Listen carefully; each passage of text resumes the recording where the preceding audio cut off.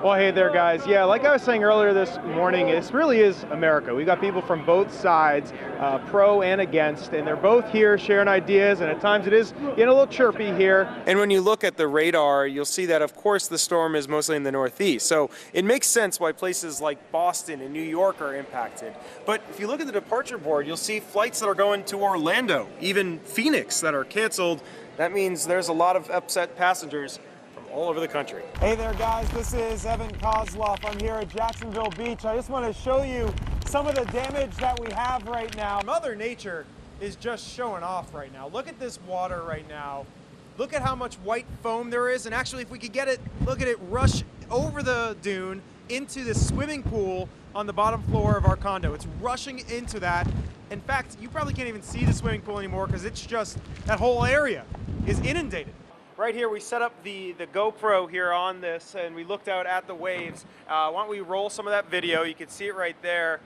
Yes, these waves are ferocious. Yes, they're angry, but they're actually pretty beautiful as well. It really is a mess, and the visuals tell the story. There's just debris everywhere as the roof came toppling down of this 3-story building into the street here at Bruce Lane. Evan, do you have any company there? What are you doing? You're sitting in a massage chair, aren't you? Life could really be worse, guys. This is pretty nice. I think it's probably the most unique live shot I've ever done. We are, of course, in Brookstone, because where else do you start your shopping but Brookstone? You take a look at some of the items they have, and it might be hard for me to continue with this live shot and get up. But, okay, here we go. I'm going to get up. You know, I guess this is sort of the place to be. It is very busy right now. Literally thousands of people are here. You can see many women with their fluffy pink hats on top, and as well as the signs. And they're from all over this region. All of them have a message for those in power.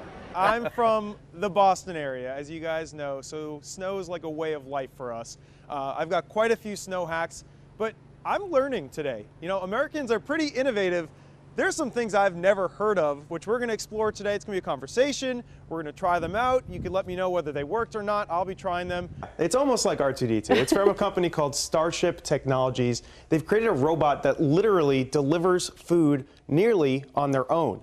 While this concept is pretty new, we could be just weeks away from seeing them on the streets of D.C. All these years later, Fidel Castro has died.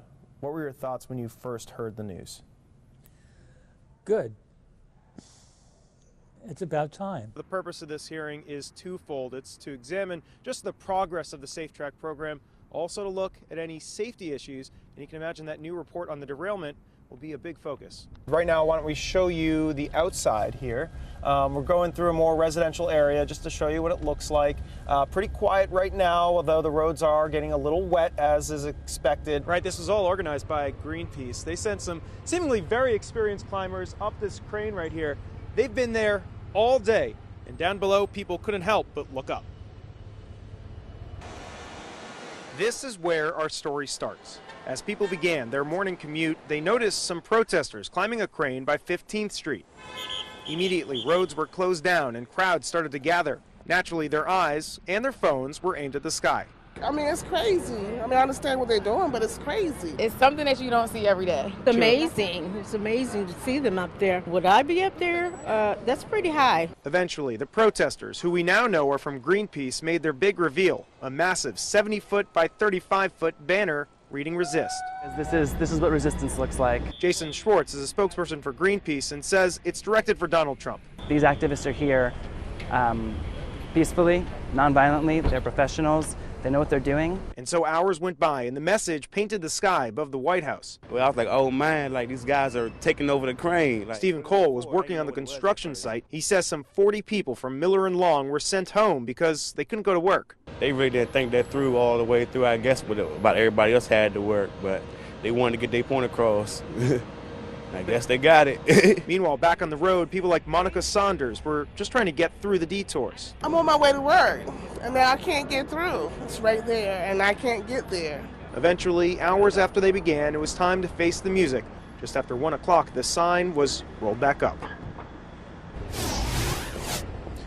All right, so the sign was pulled up hours ago, but as you can see, those protesters are still up there. It's unclear when they plan to come down. When they do, no doubt, they'll be facing some charges. When we find out what those charges are, we'll be sure to let you know. And actually, all around me right now, you can see the National Guard trucks that are already here. They're going to be helping to escort the president during the inauguration. But this is nothing new. I've got a date for you, 1789. That was the first time this was done. George Washington had an escort from Mount Vernon, Virginia to New York City. So they've got a slightly smaller path this time around, but they say the significance is not lost on them. I can tell you, I'm in awe every time I experience the inauguration. As the clock ticks closer to the big day, we sat down with Colonel Aaron Dean. He's been at every inauguration since 1993. My first inauguration, I actually got to salute the president-elect Bill Clinton. I mean, that was the highlight of the inauguration. That was the highlight of my participation. It's everybody coming together for a common goal. This year, Dean is one of some 7,500 soldiers and airmen from across the country who is participating. That includes some who are even more senior than him. See, this is something for us, such as what we like to call our Super Bowl. Command Sergeant Major Wayne Bowser and Chief Warrant Officer Janice Fontañez both serve in the D.C. National Guard, and they've been doing this for a while. Fontañez had her first inauguration in 1981. Girl from Athens, Georgia, part of the District of Columbia National Guard, and I got to see Reagan's. I got to see it from a soldier point of view. You're ready for it, right? As for Dean, he says the inauguration of 1985 comes to mind. He says it was bitterly cold and wet, cold enough to move the ceremony inside. Still, he says spirits remained high. While it's raining and the water's just dripping down from their brow, but they're still enjoying it. Even though they're cold, they know that they're here for a big event, and it's a historical event for our president. As for the meaning behind these events, Fontañez says it's about just one thing. Peaceful transfer of power. It's always been that. It has nothing to do who got elected. It doesn't have anything to do who's coming in the White House. It's peaceful transfer of power. All right, so the ceremony gets started at 10 a.m. We will be inside, so if you want to get a recap, you could join us at noon. Also, I'm going to live stream this on Facebook Live, so if you want to watch, join us at 10 a.m. Let's call it solidarity, right? You know, I'm wearing the shoes, I'm all dressed, I'm ready to go for this workout. You know, I joined them on Wednesday, and they are determined. They are out in all weather, so this right here, this is nothing for them. They're excited. So whether they're crazy or dedicated, here's their story. Bring it in, bring it in, bring it in. This is dedication. Just sort of loosen up, wave them around. It's no later than 5:25 in the morning, and this group is ready to go. Run up, go around the railing, come back down. It's all part of a group called the November Project. Nice job, Colin. 3 days a week, they come together bright and early to get some exercise. It's going great, you know, this is a good crew, 525, super dedicated. They come out in the dark, in the rain, in the snow, and we're just having a lot of fun, you know? Nice work, Julie. Nice job, Phoebes. That was Maria Randazzo, one of the organizers, and she wasn't lying. This group is out here every single Monday, every single Wednesday, and every single Friday, no matter the weather. Just ask Julie Buxbaum. We've been out in like torrential downpours. There was a huge snowstorm last year, and we went to Meridian and actually were shoveling the hill before we could run it. Yes, Courtney. So who are these people, and why are they doing this? Steve Christensen says it all started in Boston one November when two rowers wanted a workout. And so they posted on social media, calling it the November Project, to see who wanted to join. Over the following months, hundreds responded trying to join. Now, years later, it's expanded to more than 30 cities across the globe. From Hong Kong to London to Amsterdam, a bunch of cities in Canada and the US. Good job, Jake. And so the workout continues, and breaking a sweat is definitely a part of it, but they say the bigger focus is on community. They're here, like rain, shine, anything, whatever's going on in my life, whatever's going on in their life, they will always be here.